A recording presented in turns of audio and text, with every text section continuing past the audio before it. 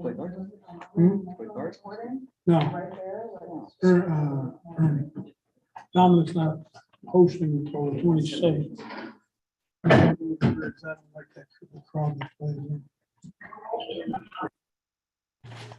Okay, Mike, you're live. Thank you, Dan.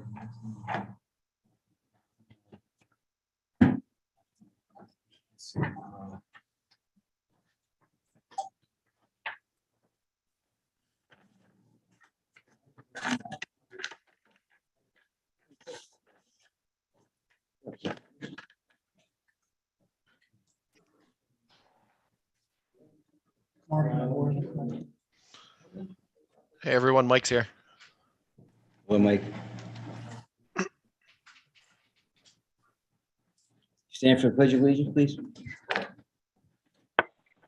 Pledge of Allegiance to the flag of the United States of America, to the republic for which it stands, One nation, under God, indivisible, with liberty and justice for all. It's ready. It's ready, Don.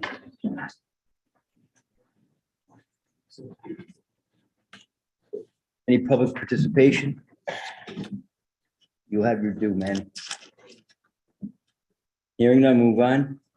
Item number 3, approval of the meeting minutes for the regular meeting dated March 9th, 2022. I make a motion to approve the meeting minutes from March 9th, 2022. Motion from Bill, Steve, second on the motion for minutes approval. second. second by Don. Yeah. Any further discussion? Hearing none, all in favor? Aye. Anybody opposed? 4A budget worksheet.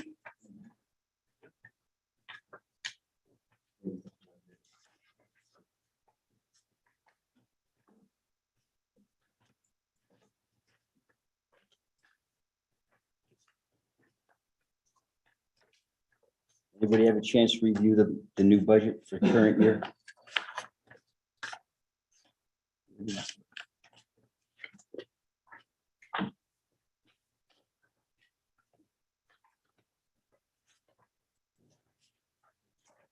Where is the new budget?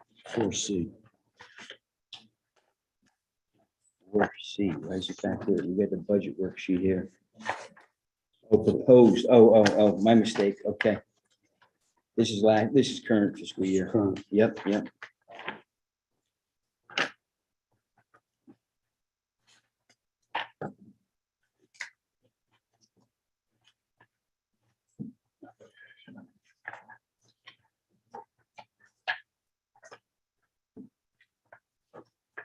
Any questions on the current budget, fiscal year 2022?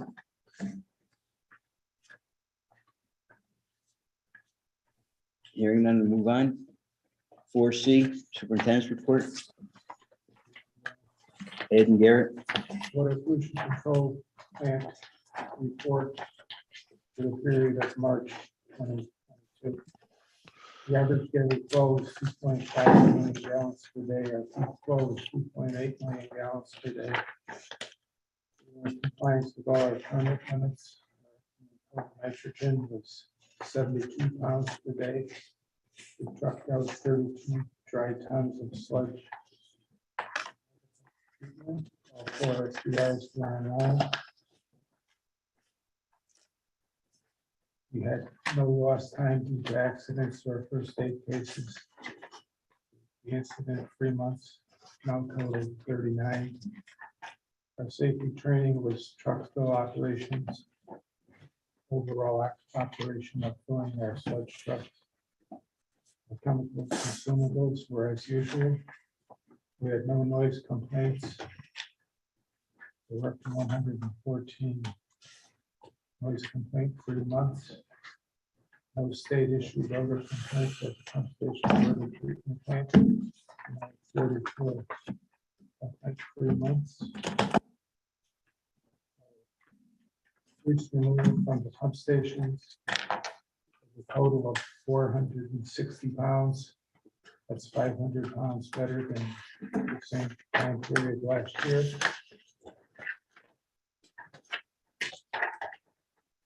Our preventive maintenance scheduling was as normal. Corrective maintenance was pressure wash began, screen collector began to was plugged. Bypassed a faulty starter for motor pump number 2. Repaired the HVAC system in the sludge building. Replaced the auto tester for a metal arc generator. Work schedule for current year is that all SBRs are currently online, and future work is to keep on top of all equipment with daily checks and repairs as needed. Our overtime management was as normal.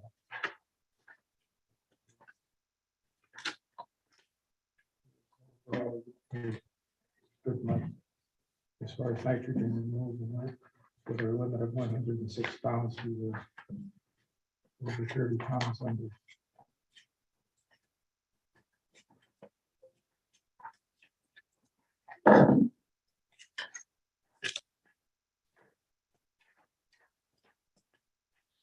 Easy, Ed. Any questions for Ed or Jeff, or, sorry, Garrett? You caught that one.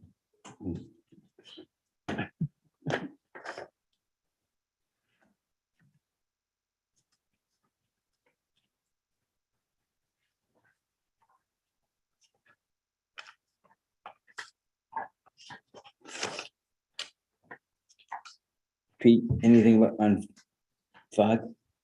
On 5, is 5. Old business?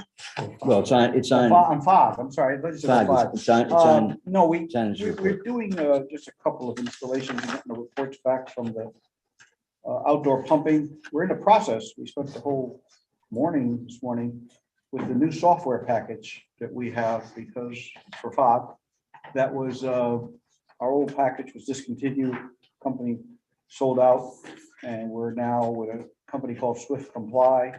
And I spent some time with Lori going over the software and the parameters we're trying to use to set up. And our expected date on that is June 7th, that we'll be able to use the software.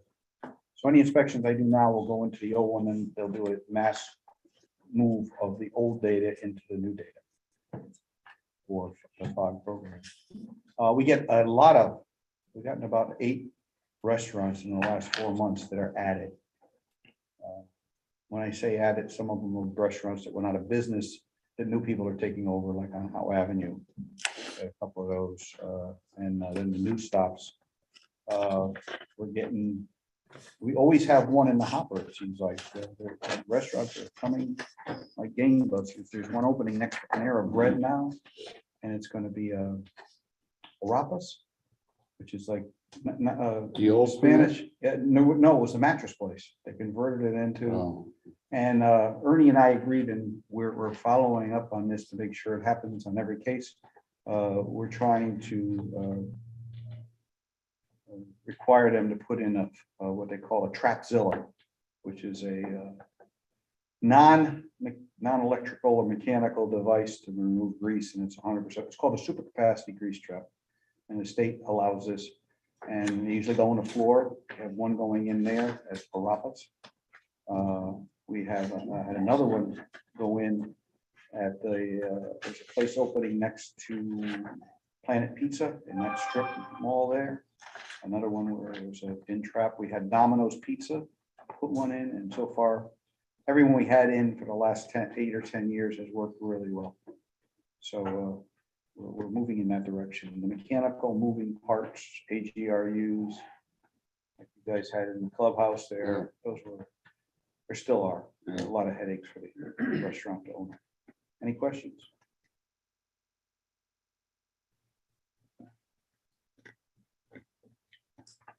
Any other questions? Moving on 4C, you guys, if you wanted to go. Oh, yeah, you want to stick around fish? Yeah. That's true too. All right, so the new budget. This is the new budget worksheet.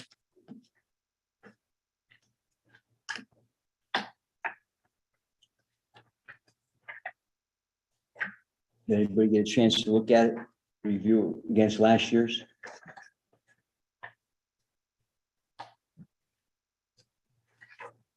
We went up in payroll, obviously.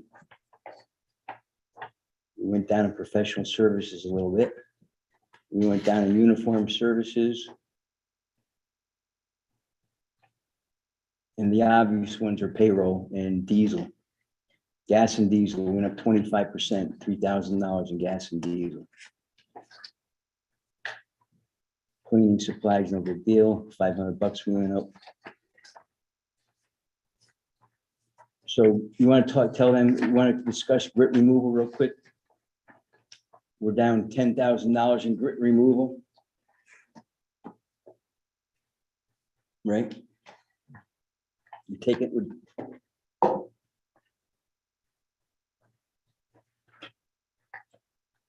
Oh, yeah, 'cause we ended up combining the grit and the rags together. So instead of having two removals of 2 dumpsters, it's only 1 dumpster, so it's a little cheaper.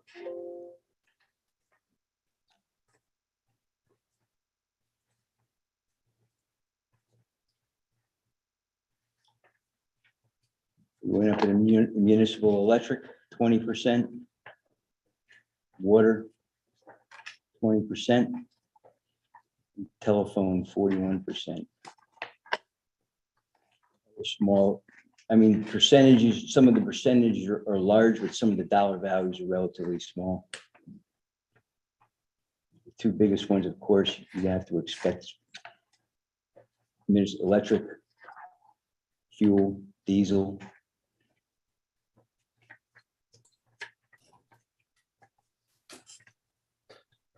Hey, it's Mike. I just had a question. Can we touch on payroll? Why it's up 10%? Wait, what's up 10%? Payroll, regular payroll is up over 10%. Just wanted to get some more context on that one. Contractual rate. On cable, Mike? No. Sorry, payroll. Payroll. Yeah, Contractual raises, 11%. gotcha. Thank you. And I think everybody else can understand gas and diesel and electric.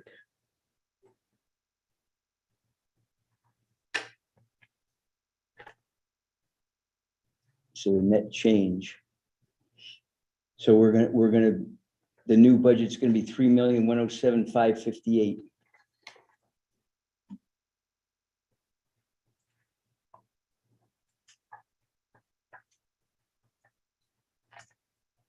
$165,000. It's basically, if you look at it as a percentage, it's 6.8% increase. So we're going to go from 203 to 217.77. And we have 14,270 EDUs. So that's how the math works out. So what we do is we have the public hearing in May. After the public hearing, then we vote on the final budget after the public hearing at the meeting. We don't vote on it today.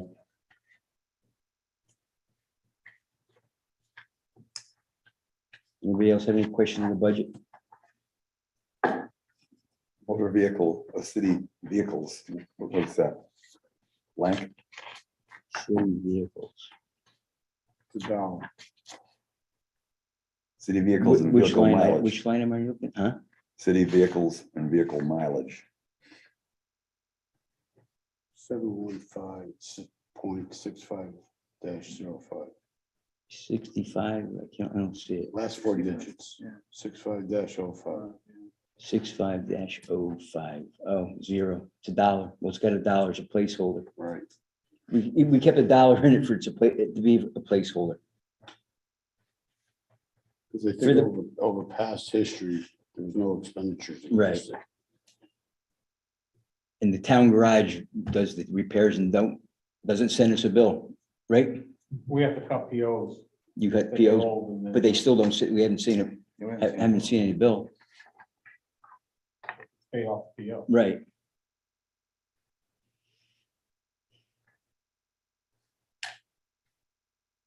What else? Hello, Matt. That's, we're gonna have the meeting in the public hearing. We usually do it 15 minutes before the meeting. We never have anybody here. If you want to do 15 minutes, half an hour is fine. We can do it at 4 o'clock.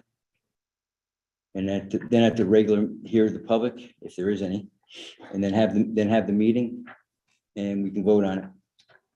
I have one question. Uniform services. 30-10, the last 4 digits. Last year, the budget was 8,900. This year, it's 4,500. But so far, the expenditures this year is $7,115. So we currently have the existing uniform company, we're gonna be going in weeks to a new one, which is like half the price. Okay, So okay. I don't even, if that was said last. it was. What, I don't remember. Okay, that's fine. Matter of fact, it's a note on here on his, You have it on yours? Okay, Yeah. well, I didn't know. yep. Sure.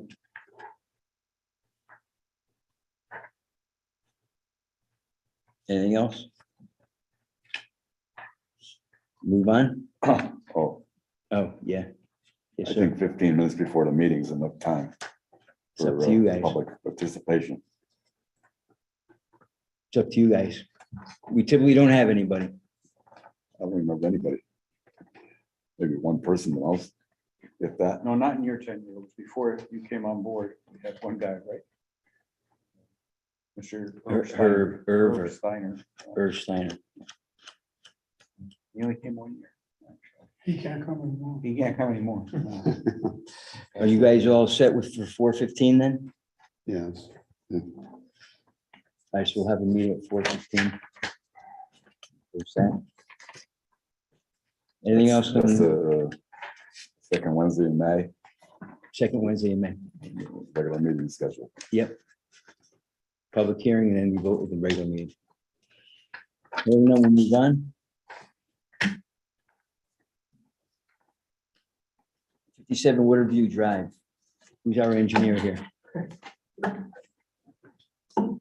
Take care. Thank you, guys. Matt.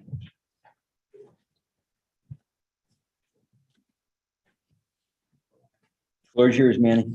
Good evening, Manny Silva from Rose Teasing Company. This is one engineer representing Constitution Square of Shelton at 57 Waterview Drive. That's what you see here.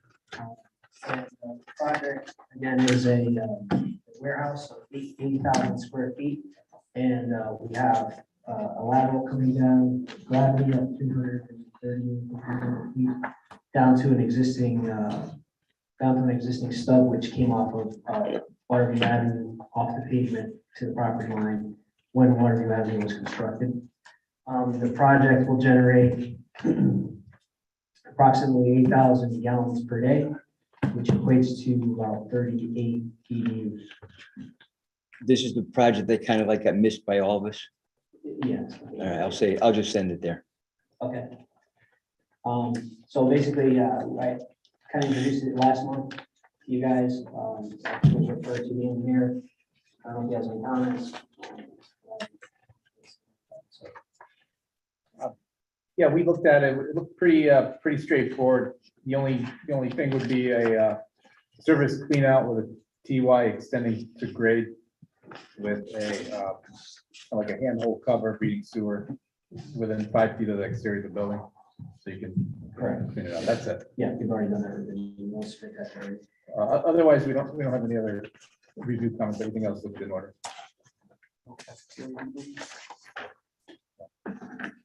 There's no cafeteria in here? Yeah, that's the question. No cafeteria, man? As far as I know. Maybe- Well, okay, so let me ask you the question. So this is your responsibility to ask this question. Correct. Yeah, so if there is one, I'll come and do a fog application and we'll do some race traps, but right now Okay. we don't have that. It might be like, I could see a break room, but not a, Yeah, there's no kitchen. Just want to make sure that if you check Yeah, in. No, yeah. All right, all right. Right now, there's nothing. Okay.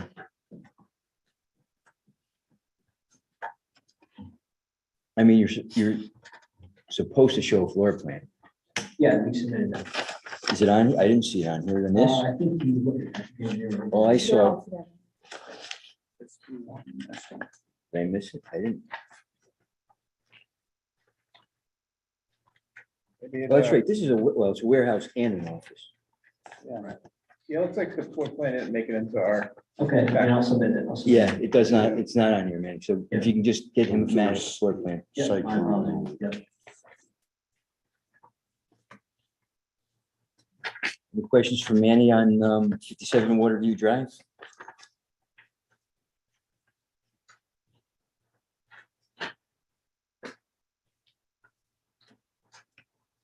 I want to make a motion to accept the application. I'll make the motion that we accept the application for 57 Waterview Drive. Actually, this is an approval because Matt already did his. Matt, you've already done all your comments. Yes. So this is an approval. Approval to connect.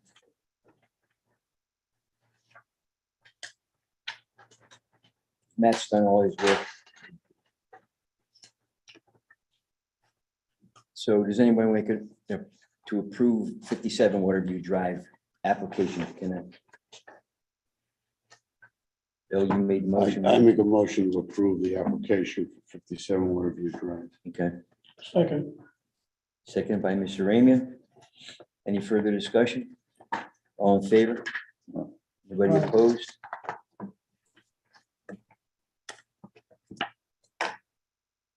Is this a PDD?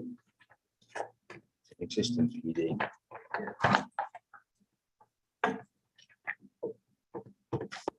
PED number 39. Hmm? PED 39. That was existing. That was an existing, okay. Yeah. 5B, next up in line for 5B. Manny Silva from Rostizo, representing the applicant. 113 Canal Street. Correct, 113 Canal Street. The project is the existing or the previous Chromium Commons building, which was demolished and has been used as, I guess, an overflow parking lot. As you can see, right now you have, this is Bridge Street, and you have the railroad tracks that kind of traverse here, and our building's gonna go here. Existing Chromium foundations, and then we have about 30 spaces to the east there. And then we have an interconnect sidewalk here to the river walk on the one side of the building. The sewer connection itself is is very small. It's just basically a connection right here from the existing building to the sewer is that one Canal Street West, Canal Street West. And we're just basically doing a silo down to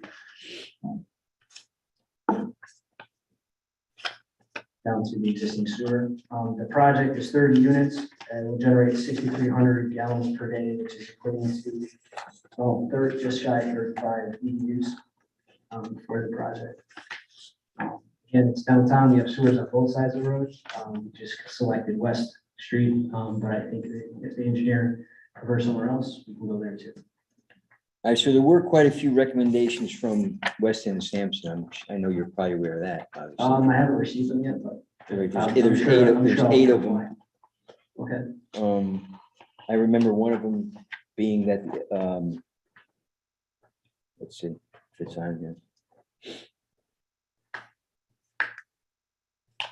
Any heavy metals or VOCs, Mhm. that's item number 5, material handling and segregation, excavation, soil piles, stuff like that. So Matt will give you this one, but so there's 8 of them on here. Yeah, we can take that as a. So I could read through them, so Sure. Go ahead. just for the discussion. So the first one, so we'd really like you to connect to the existing sewer along Canal Street East. On Canal Street West, there's 2 lines which take the flow from I'd say about 85% of the city. Rather you not touch those. Yeah, go to the left, go to the smaller one. Yeah, the smaller one, there's almost nothing on that flow. Okay. Then, so The second comment would be to, we're looking to install an impervious trench dam upstream of the lateral connection, just to prevent any kind of site material from migrating towards the existing sewer. We're not, so the overall for some of these comments is that there was site remediation that happened Correct, in the building. right, We're more concerned that, out in the street. yeah, out in the Yeah. street when no one really touched that. Mhm. Pollution doesn't know property lines. So the next one would be just use SDR 35 PVC pipe. Put a clean out just outside the building foundation to grade for the sewer lateral. So for earth excavation beyond the footprint of the previous building foundation shall be assumed to be contaminated with heavy metals and or VOCs unless the material is lab tested to be free of contaminants. Right. And the material handling shall include segregation of the excavation spoils excavated within the previous remediated building footprint. So basically, any excavation that happens outside the footprint, we'll assume is Hot, hot. yeah. And We'll have it tested in a pot, in a if barrel. if you want to, if it come, I'm giving you some flexibility. You can test it and put it back, or you can just ship it to a third-party facility to accept and treat contaminated waste and put clean material in. Yeah, so It's your call, what we whatever's do with easier. Burns, Burns does gas lines all day, is that they have a covered facility in Bridgeport. They bring the excavated material, they test it, and then once it's considered clean, they can reuse it. If it's hot, you gotta dispose of it. Yeah. Yeah. See, And we've got an LEP, or whatever, look at it if you want.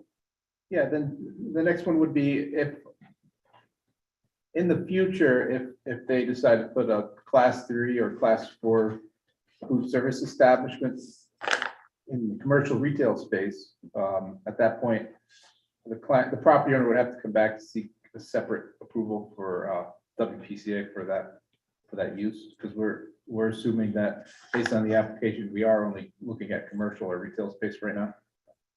That's the easiest way to handle that situation. And then, well, if that happened at that point, then we'd have to look at like how you're gonna, put a grease interceptor. Yeah. And We're with small, preference, they're probably inside. yeah, with a preference towards a passive system. None of mechanical ones don't really work.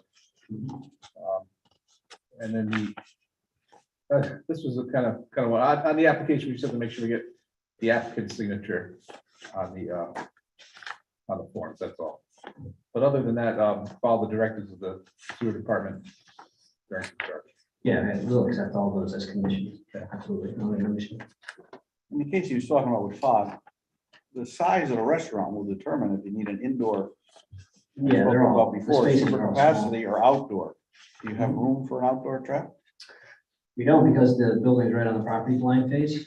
So that's gonna restrict obviously him being able to lease to a larger tenant. The spaces are small, they're all segregated pretty small right now, so I don't envision that happening, so. We do have like a garage bay for a loading area in the back. that- Okay, we got one in the garage bay already. Yeah. Yeah, that's a possibility, but I don't see that happening. It's hard, it's crystal ball stuff. Like, Yeah. what's gonna happen 10 years down the road. Yeah. Right. Yeah. Those are the recommendations that we have for this application. So there's eight recommendations, man. Yep, I agree. We'll comply with all of them. Where are the 30 apartments I'm gonna assume that the commercial is now on the first floor? Correct. The commercial's on the first floor and then the apartments will be, let's see if I got an elevation here. The apartments will be 3 stories above. It's gonna be, 10 units per floor. Okay. Any other questions? Hey Manny, Yeah. this is Mike Duncan. Question for you. What kind of, is it just, you guys don't know what commercial is going below yet? We're just anticipating it to be, retail space right now. We're not looking for it to be restaurants. I don't think those spaces are not that big, but it's not saying that a coffee shop can't go in there or something like that, but yeah, right now we don't have tenants, so we have no idea. Right now, they're just generic retail spaces. Okay. So let's, a quick question, Matt, then. What class is a class 3 or 4 food establishment? Is that right? Is that a coffee shop? Let our resident expert here. No, that's class 1. Class And 1? they don't do it that way anymore. They do it on seating capacity. In other words, how many people could be seated in a restaurant? Whether they're gonna use paper dishes or like a Dunkin' Donuts could sit people, but it's all paper. But if they're gonna use paper or glass dishes, and that's how we evaluated the number of seats.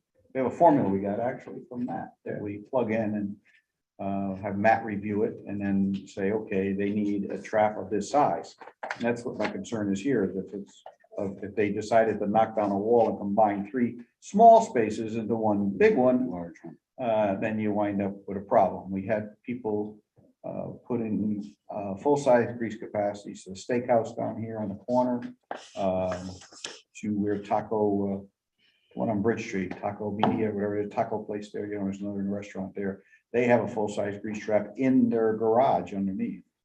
So, he says you got a parking garage, you said? We have a loading garage, yeah. Loading garage. Yeah, so it's a roll-up door that trucks can pull into, so we'll put it in the floor of that if that ever Yeah, happens. you have to put in like a 2,000-gallon tank.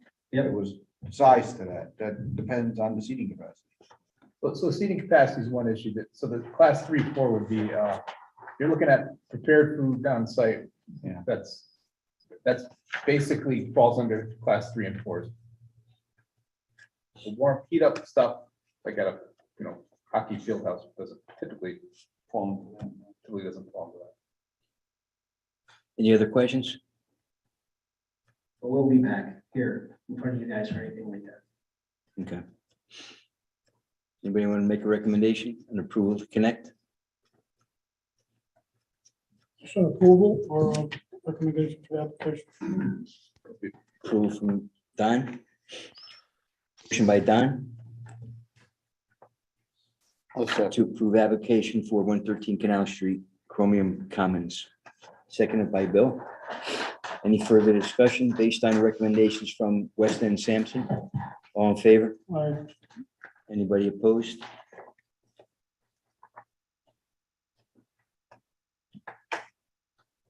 So the next one, Steve Ellis wants to come up and charge the client, which is himself. Forum Road, Petromont Place. Good afternoon. For the record, Steve Bellis. I represent the applicant. So this was before your commission about a year or so ago.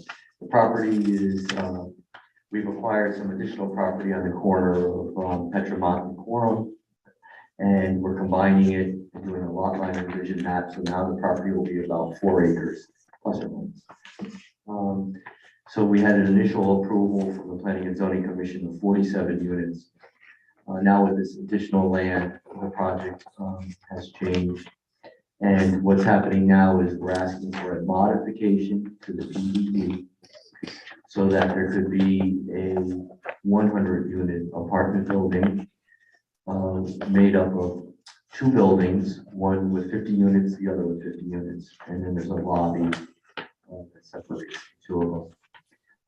And then under this plan, as far as the sewer commission is concerned, we are proposing to run the sewer lines from the building straight across our property to Corum Road.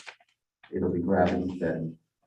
The only thing I wanted to point out, and then I'll give you the details, is that we're going to zoning obviously at the end of the month. And we are proposing to them that 10% of the units, so 10% of 100 would be 10 units. 10 units would be what we call affordable housing units. And that means that it would be a reduction in the rent that those people would have to pay. In the past and in the last approval, because of this affordable component that we're voluntarily giving to the town, your commission had waived the connection fees on those 10 units. So I'll let Manny go over the particulars about the sewer line, and then I'll answer your question. So Steve, the first question I would request is that you're gonna have to pull the old permit and we're gonna have to cancel it. Yeah, You're starting it with a brand new permit, that'll be fine. right? So that's gotta get to Ernie and to Ashley. So Okay. that gets pulled. Obviously, you didn't do anything on it. No, we did not. do As far as anything on it. fees, and as far as moving forward, so we got to pull that permit, Fair enough. that application. Yeah. All right, thanks. Good point, thank you. Manny? Good evening, Manny Sola from Rose Diesel Company, 35 Brentwood Avenue, representing Good Guys Development. Again, like as Steve said, the project is previously was one building, I believe it was 54 units, 47 units, and it has been revised to include these two buildings here with an interconnecting lobby totaling 100 units. 100 units will generate an average daily flow of 21,000 gallons per day, which equates to 100 EUs. So the project now previously was a pump system up to the Quorum Road.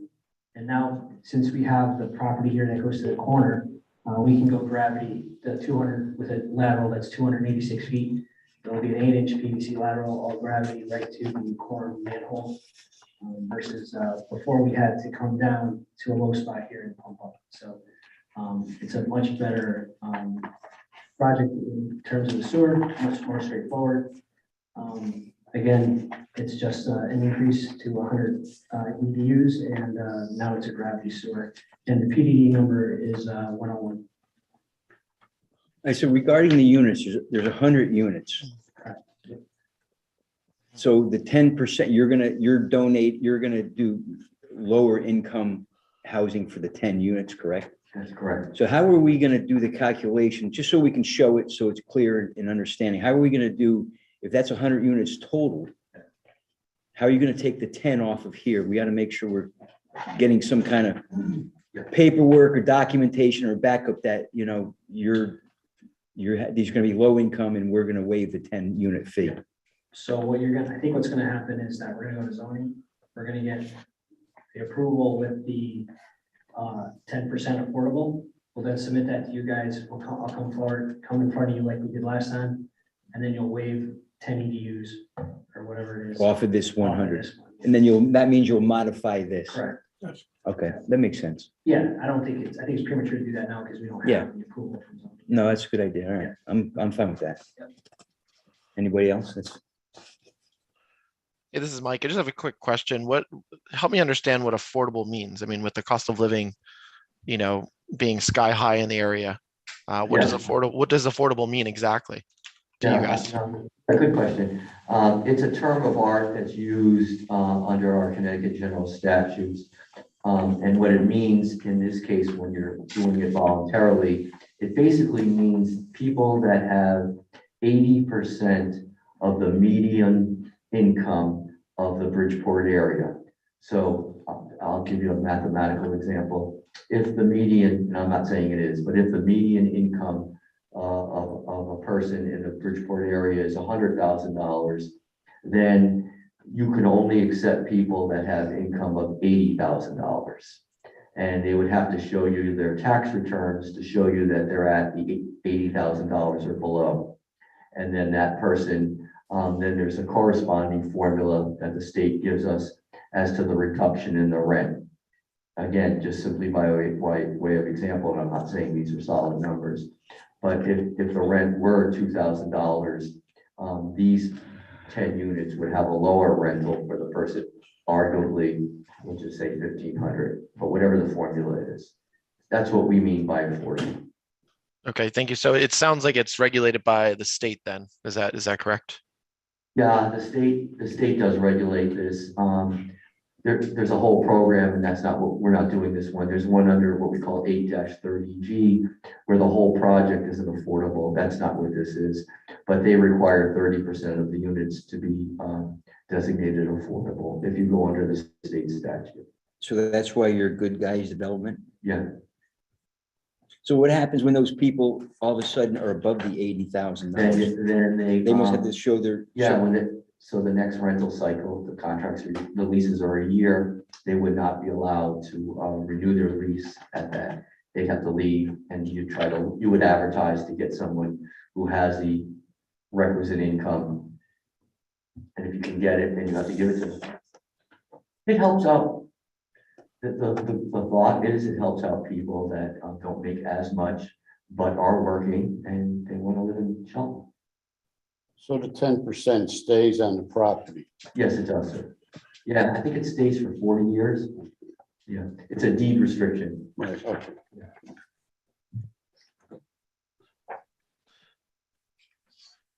Any other questions for Manny or Steve? Yeah, let me ask a quick question. In the, I had a sneak peek at this already. In the lobby area, it looks like there's a, kind of like a cocktail lounge, but, Yeah, I could. Yeah. There's, I wouldn't call it a cocktail. No, we have a gym. There's a meeting room for computers, like an office, and then there's like a living room. yeah, Okay, the living room, no, there's no service of anything in here. It has a golf simulator and it has a gas fireplace and a TV. yeah, because I think I saw a version, I didn't realize it was a golf simulator. It looked kind of like a walk-up bar Yeah, for the no, residents. there's no bar. Okay, I didn't know how to draw a golf simulator. okay. I play tennis. So it's just a counter there with 7 seats, 8. You have a counter alongside the golf simulator, I guess. What, yeah, okay. But there's no, like you say, there's no liquor. No, nothing no, else. no, no.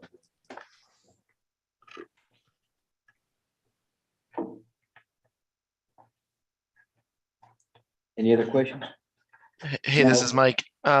Just curious, I mean, before we decide to waive the connection fees for those 10 units, I'd like to get a better understanding of the low income information. Yeah, it's what I gave you. Again, what we did in the past was, I have to see what the zoning commission will approve. So if they approve 10, then there'll be 10.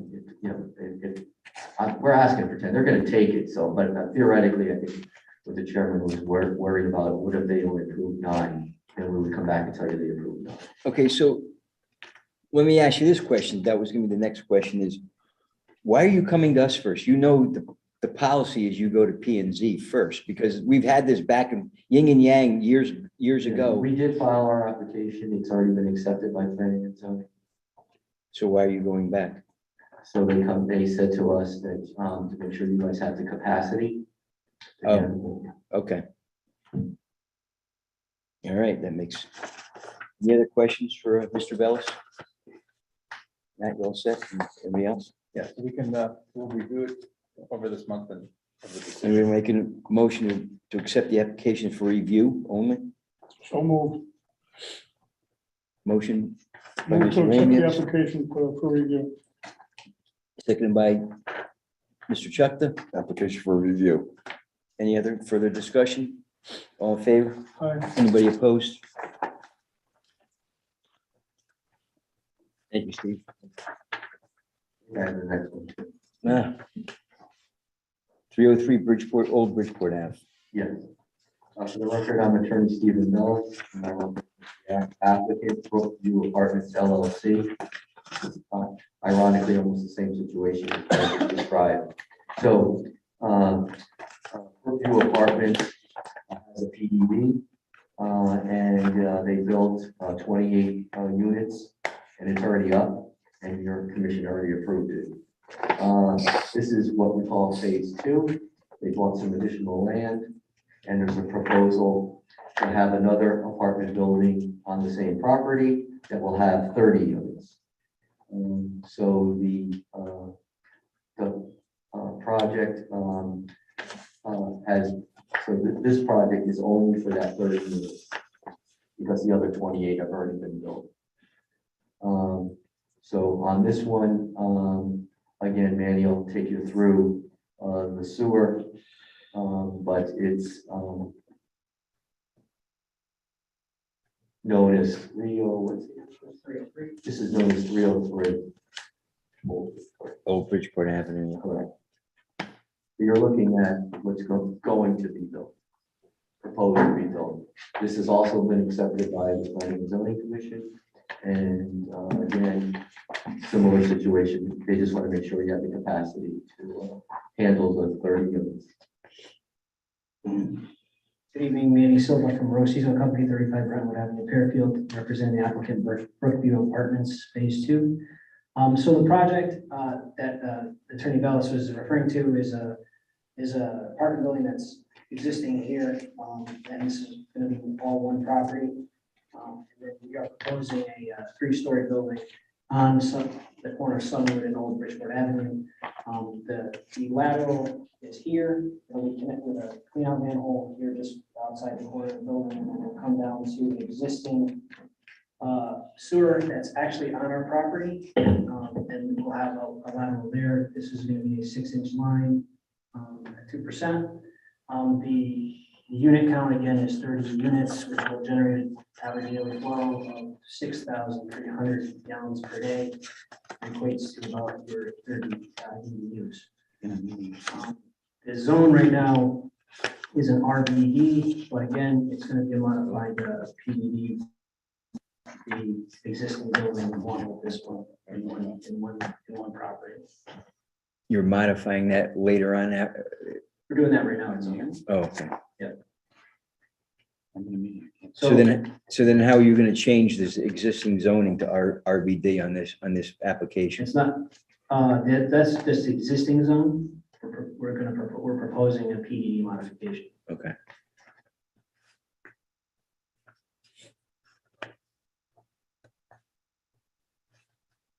Matt, you have anything?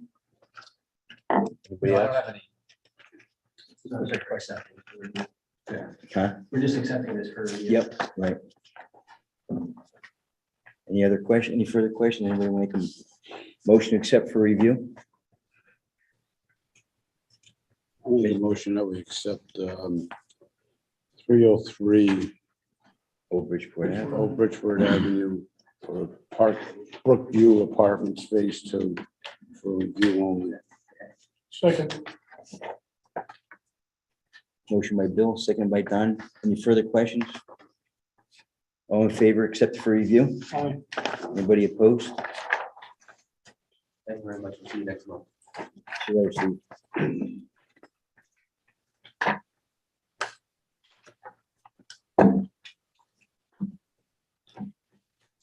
445 Access Road.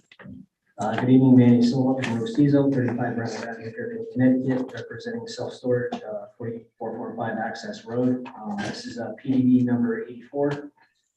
Again, so this is a building, this one's a little bit more interesting than the other ones. This is going to be a self-storage building on an existing contractor yard, which has an office, but I believe it's on a septic system, and in fact, it is on a septic system. It's next to Viking Tool here to the north. Sims are there. Why this one's a little bit different than everything else is because this has, and then we're going to go with a gravity sewer to a tank just prior to Access Road, and then we have to pump 200 feet with a force main to get up to the crest of Access Road where there's a gravity line. I'm in a meeting after quite a. So the property does have a sewer in front of it, but it's a Force main. 14-inch, I think it is. Yeah, right from the pump station Correct. back where Wendy's is back there. Right, so to tap into that isn't feasible, I don't think, because of the size of it and the pressure. We'd have to take the pump station down, depressurize it, tap into it. Everyone stared at me. Well, I'm hoping you're agreeing with me. I certainly don't want to see that or set a precedent with it. Right, I don't think it's a good idea, especially, I think. You hear the end of it, but If we had created that force main with the check valve laterals on it already, I would say that's fine, but even then you're risking that the check valve is still working. you're not that far from the end. No, it's 200 feet. We'll run it's an 1.5-inch line force main going along the shoulder, and then we'll connect into the gravity manhole. Force mains going into that manhole Yeah, but one's gonna be much smaller. and the one coming from the pump station. Okay. Yeah, it's gonna look like a hose, a fire hose versus a garden hose. Good analogy. Yeah, Is this behind Viking Tool? I can't place where. it's actually, yeah, so Viking Tools right here. They have their parking lot right here, and then there's that other ugly building back here, I don't know what it is. And then this is there's a building here that's kind of And then I think A&A Foundation's in here right now. They're using it as a construction yard for, Oh, yeah, yeah, I know where it is, and I couldn't place where it is. yeah, it's right behind Walmart. Yeah. Yeah, Walmart's right here. Yeah. This is the loading area for Walmart. So it's gonna be self-storage building. It's actually gonna look pretty nice. It's gonna be the nicest building on that road. But it's unique where we have a very large force main we can't tap into. And the gravity, the force main goes to gravity in front of Viking Tool. So we have to run the force main up there. Yeah, so with this application, there's two kind of interesting points. Is one, you have a self-storage warehouse and there's two like unisex bathrooms on it. Right. For relatively low Correct. foot traffic compared to the square footage of the facility, whereas typically a warehouse would be, you're thinking you're having 30 or 40 staff manning your warehouse all day. Here you might have One or two. yeah, one or two. So that's something we're gonna have to look at with calculating the EDU rate to try to be fair and equitable.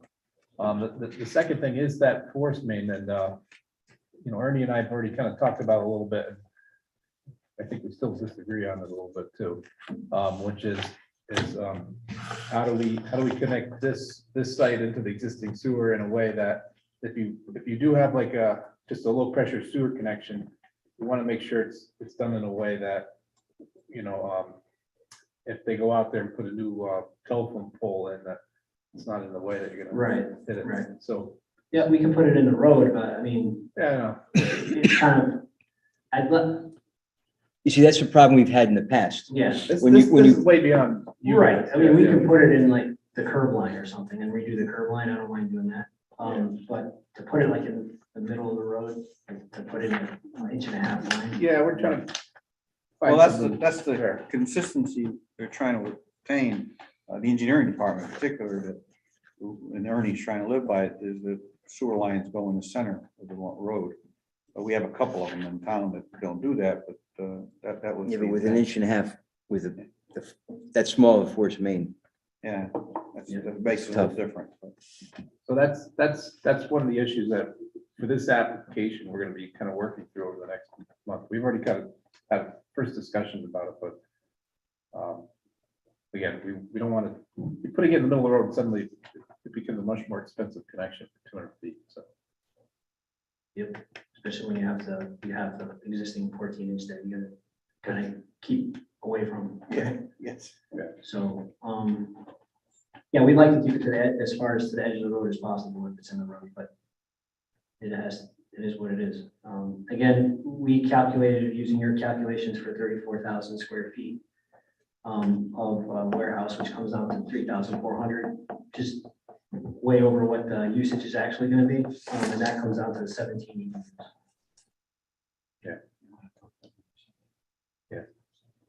We'll have to look at. Well, yeah, for the actual number of EDUs for this type of use, I think we might want to revisit that.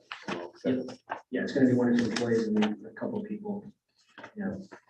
getting out on the weekend or something like that, you know. Right. I mean, I'm sure you understand, going in the shoulder, we've had in the past where the power company drove a telephone pole and they damaged our line and we didn't find out about it for about a year and a half later. And they made us pay for it. We tried to go back to them Yeah, and get the power company to pay for the telephone pole and they wouldn't pay for it. yeah, we had a pile driver in Bridgeport go through 70-inch line in Bridgeport. Right, For a bridge abutment, because he didn't go down straight, went on an angle. right. I mean, So that's we had to why, pay for that though. We had to move the line, the line was complete, had to be abandoned. there's been a lot of discussion right now with Yeah. us, and it's one of those things that's gonna be a tough one to figure out. Same problem with DOT, like DOT Right. put something down there and DOT doesn't use culvert dig. And they hit one of your, I don't know if it was this 14-inch force main or the other Bridgeport Ave force main, so. But then, again, there might be an opportunity if we were to lower the EDU charge, it might offset some construction in the roadway too, so. We'll look at it. I mean, access road's pretty bad shape anyway. Right. Any other questions? Accept this application for review. I move to accept this application for review with Matt. Second, Motion by Don Ramia to accept application for 45 Access Road, second by Bill. Nico, any further discussion? Hearing none, all in favor? Aye. Anybody opposed? Thank you for listening to me at length this evening and have a great evening. We have one more, I thought. Don't we have you, for No. Howe Avenue, 475? Oh, you're not on that one, man? No, I mean. Oh, he just wanted Manny. to Do it. You want to stick around, Manny? He's Ken's my client too, but on a different product. This is a big one. Hey, everyone, just so you know, the camera's off for the meeting in the room. Yeah, perfect. All right, Ken, you're all set. Yeah, Ken Scheibel, 89 Oaknut Way, Shelton, Connecticut, representing Scheibel Realty LLC for 479 Howe Avenue, Shelton, Connecticut. It's an existing building downtown. We had a fire a little over a year ago. Office spaces, especially second floor office space downtown, it's really hard to keep full.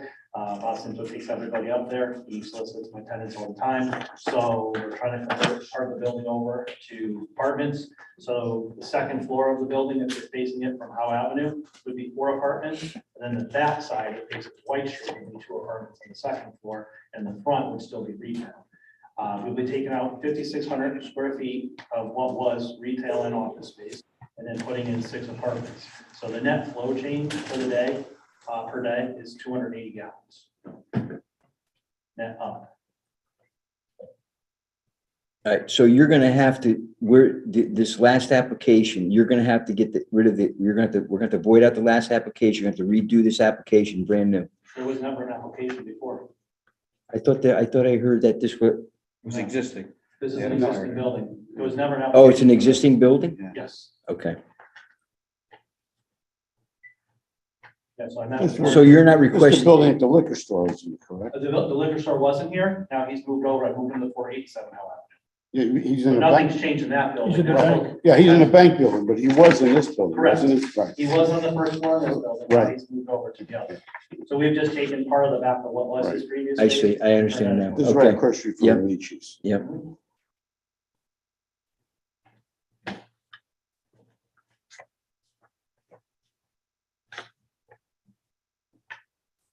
So you're looking for 6 efficiencies and, There's actually 6 one-bedroom apartments.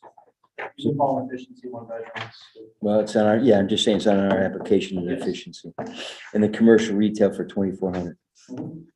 Which is already existing. Okay, so now you don't have you're blank on here. You're expecting not to pay anything here?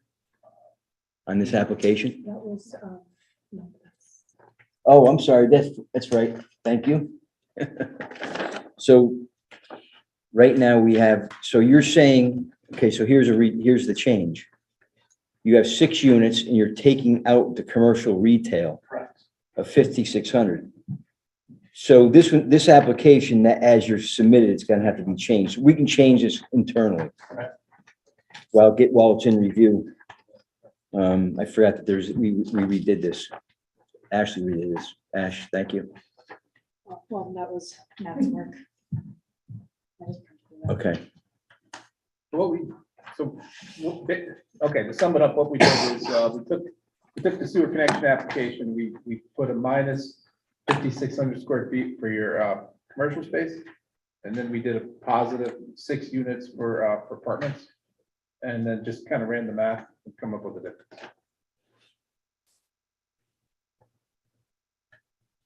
So we subtract out previous use and just add it, and so the reasoning here is like, it was an existing use, but the value sewers provide to apartments is greater than the value it would provide to commercial retail usage. So that's why there's a difference in the fee. For the benefit connection charge.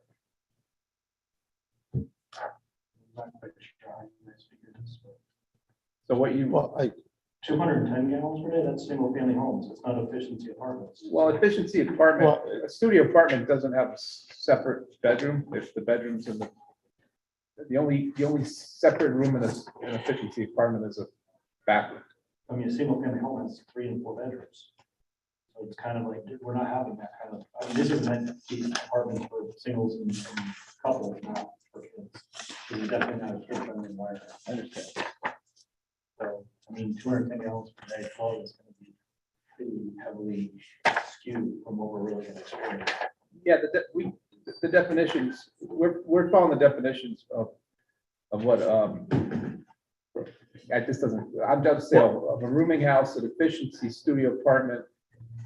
Efficiency apartment is a studio apartment, and then all other things are apartments. So this falls under apartments. Well, because they're separate bedrooms. I think, number one, I think that, let's say we go back to a previous application that we looked at today, Brookview Apartments, okay? Their calculations were done on a line for apartments. This maybe should have just been, it's the same gallons per day anyways, 210. The 6 should just be brought down to apartments, because they are apartments, and it's still gonna come out to the same 1,260. It's just that they, for some reason, was put down on single-family homes. It's on the wrong line item. Right, it's the wrong line item. It should have just been bumped down one line, but it's still 210 gallons. Well, then the question I might add is, we have efficiency, a studio as a description, and Matt, we revised this thing a couple of years ago. So when do you fall, when does somebody fall into 140 gallons per day? They fall into 140 gallons per day if you think of it more like, I think of a good example. Renaissance, Yeah, the long stay. I mean, an apartment, Places. a hotel room's gonna have 2 beds in it. At least 1 queen, a king, or 2 twins. say you rent a So hotel you're room. gonna have 1 to 2 occupants in that every night too, just as these apartments are gonna have 1 or 2 occupants per night. So that's why I would think they would fall into 140 as No, opposed to. that's, yeah, but if someone was to, a studio apartment is similar to a hotel room where you have a bed. Well, there's with no other- separate bedroom. There's other things, yeah, there's other things in the room, but the only thing that's left is a bathroom. That's Right. different. Right. And That's an efficiency. it's a, Well, there's really not a difference in occupancy load or gallons per day. from an but that's efficiency our defined, those are defined in the sewer ordinance and the regulation of how these are broken out.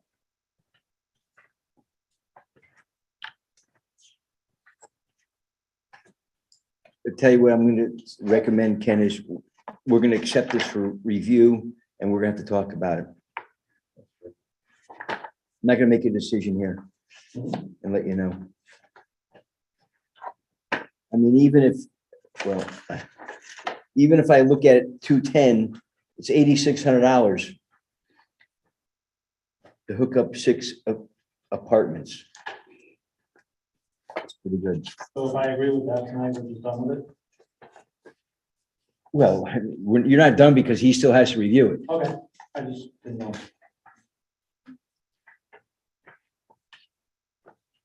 I mean, I know you're trying to skin the cat, but Well, I'm not trying to skin the cat, I'm trying to get these things up too, so. all I'll say is we'll recommend a review and we can talk about it and then, for $8,600, I don't know. I'm not sure I would sit there and complain about it. But that's me. I know when you're doing a lot, it makes a difference. Anybody want to accept this application for 475 Howe Avenue for review by Weston and Sampson? Yes, I'll make a motion to accept 475 Howe Avenue for review with our engineer. Motion by Don, seconded by I, Mr. Chukta. second. Any further discussion? 475 review. All in favor? So ordered. Thank you.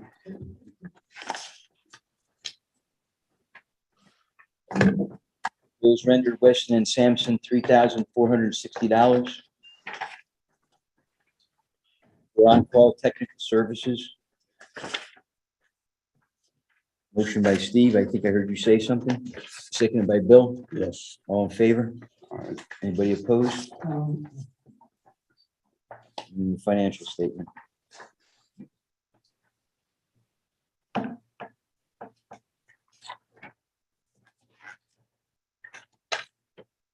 Motion adjourned. So moved, thank you. I got a question on, Let's see, it's an official. low income, affordable housing. Yeah.